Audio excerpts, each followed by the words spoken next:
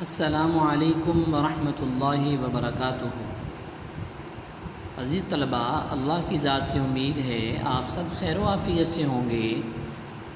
اسلامیات سلسلہ نمبر 5 جماعت پریپ ششم کے لیے ہم نے پچھلے ہفتے میں احادیث مبارکہ کو یاد کرنے کا سلسلہ شروع کیا تھا۔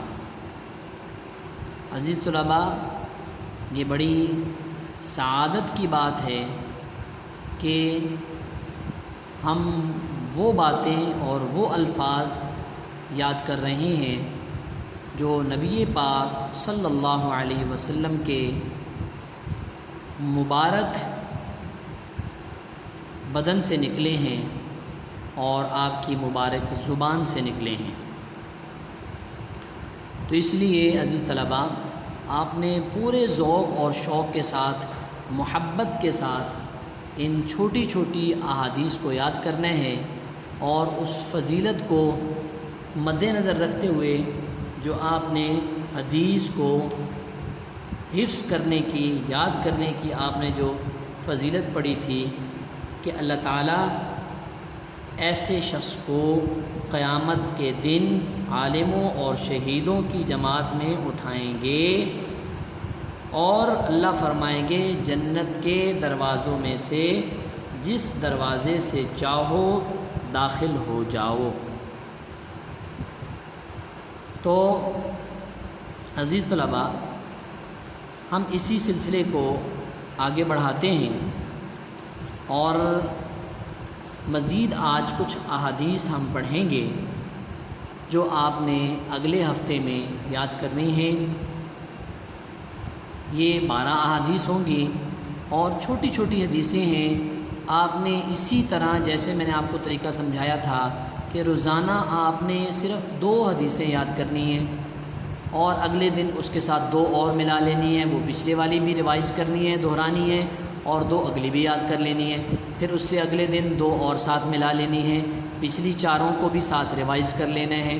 تو اس طرح سے 6 دنوں کے اندر آپ کی 12 حدیثیں آسانی کے ساتھ اور اچھے انداز میں یاد ہو جائیں گی۔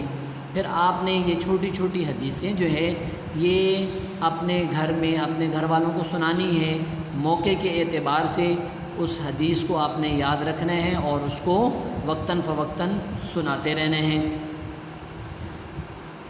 تو آج جو ہم نے احادیث پڑھنی ہے صفحہ نمبر 28 پر، اب ہم کتاب کھولتے ہیں۔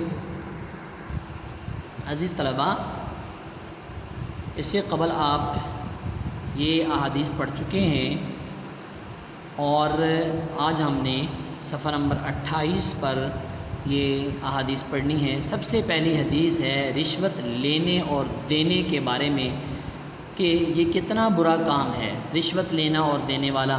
الراشی والمرتشی فی النار، الراشی والمرتشی فی النار، رشوت لینے والا اور دینے والا دوزخ میں ہوں گے، دوزخ میں ہوں گے، آگ میں ہوں گے۔ دائمی عمل یعنی ایسا عمل جو کہ ہمیشہ کیا جائے، اس پر حدیث مبارکہ، اس عمل کی فضیلت پر حدیث مبارکہ احب الاعمال الی اللہ ادومها وان قل، احب الاعمال الی اللہ ادومها وان قل، اللہ کے نزدیک سب عملوں میں وہ عمل زیادہ محبوب ہے جو ہمیشہ ہوں اگرچہ تھوڑا ہو، یعنی روٹین کے ساتھ جو عمل کیا جائے اگرچہ وہ تھوڑا بھی ہو تو اللہ رب الجلال کو وہ بہت پسند ہے۔ جیسے مثال کے طور پر قرآن پاک کی تلاوت کرنی ہے تو روزانہ کی جائے، بجائے اس کے کہ ایک دن تلاوت کے لیے بیٹھ جائیں، 5 سپاروں کی تلاوت کر لیں۔ اس سے بہتر یہ ہے کہ روزانہ کی بنیاد پر 1 پارہ پڑھا جائے یا آدھا پارہ پڑھا جائے، لیکن یہ لازمی ہو، اس میں نہ غانا ہو، ایسا عمل جو روزانہ کیا جائے اگرچہ وہ تھوڑا ہو، اللہ رب الجلال کو یہ بہت پسند ہے، بہت محبوب ہے۔ گھروں میں کتے اور تصویریں، ان کے رکھنے پر کیا وعیدات ہیں۔ حدیث مبارکہ میں آتا ہے لا تدخل الملائکۃ بیتن فیہ کلب او تصاویر، لا تدخل الملائکۃ بیتا فیہ کلب او تصاویر، اس گھر میں رحمت کے فرشتے نہیں آتے جس گھر میں کتا ہو یا تصویریں ہوں، اس گھر میں اللہ تعالیٰ کی رحمت کے فرشتے داخل نہیں ہوتے۔ اس لیے ہمارے گھر تصویروں سے پاک ہونے چاہیے، اور گھر کے اندر جو ہے وہ کتا بھی نہ رکھا جائے، تاکہ ہم اس حدیث مبارکہ میں جو وعید بتائی گئی ہے اس وعید سے ہم بچ جائیں اور ہمارے گھروں میں اللہ کی رحمتیں آئیں، اللہ کی رحمت والے فرشتے آئیں۔ دنیا مومن اور کافر کے لیے کیا ہے؟ یہ حدیث مبارکہ میں بتایا جا رہا ہے الدنیا سجن المؤمن و جنت الکافر، الدنیا سجن المؤمن و جنت الکافر، دنیا مومن کے لیے قید خانہ ہے، دنیا مومن کے لیے قید خانہ ہے، جیل ہے، اور کافر کے لیے جنت ہے، اور کافر کے لیے جنت ہے۔ کیا مطلب؟ کہ مومن دنیا کے اندر ایسے رہتا ہے جیسے کوئی قیدی قید کے اندر ہوتا ہے، جیل میں ہوتا ہے، تو وہ گھبرایا ہوتا ہے، پریشان ہوتا ہے، اس کو وہاں سکون نہیں ہوتا۔ اسی طرح جو مسلمان ہے، ایمان والا ہے، اس کو بھی دنیا کے اندر سکون نہیں ہے۔ کیوں؟ اس لیے کہ اس کی فکر آخرت کی ہوتی ہے، لیکن کافر یہاں ایسے رہتا ہے جیسے جنت میں، یہاں سے جانے کو جی نہیں چاہتا۔ مسلمان بھائی سے قطع تعلق، مسلمان بھائی سے قطع تعلق توڑ دینا، ختم کر دینا۔ لا يحل لمؤمن ان يهجر اخاه فوق 3 ليال، لا يحل لمؤمن ان يهجر اخاه فوق 3 ليال، مسلمان کے لیے حلال نہیں کہ 3 دن سے زیادہ اپنے مسلمان بھائی سے تعلق توڑے رکھے، مسلمان کے لیے حلال نہیں کہ 3 دن سے زیادہ اپنے مسلمان بھائی سے تعلق توڑے رکھے۔ مسلمان کی پردہ پوشی، یعنی پردہ پوشی کا مطلب ہوتا ہے عیبوں کو چھپانا۔ من ستر مسلمن سترہ اللہ یوم القیامہ، جو کسی مسلمان کے عیب چھپائے گا اللہ تعالیٰ قیامت کے روز اس کے عیب چھپائے گا، جو کسی مسلمان کے عیب چھپائے گا اللہ تعالیٰ قیامت کے روز اس کے عیب چھپائے گا۔ فوٹوگرافروں کا انجام، جو تصویریں بنانے والے ہوتے ہیں ان کا کیا انجام ہوگا؟ حدیث مبارکہ میں یہ وعید آئی ہے اشد الناس عذابا یوم القیامت المصورون، سب سے زیادہ سب سے سخت عذاب میں قیامت والے روز تصویر بنانے والے ہوں گے۔ اللہ ہم سب کی حفاظت فرمائے کہ جو تصویر بنانے والے ہیں قیامت والے دن ان کو سب سے زیادہ عذاب ہوگا۔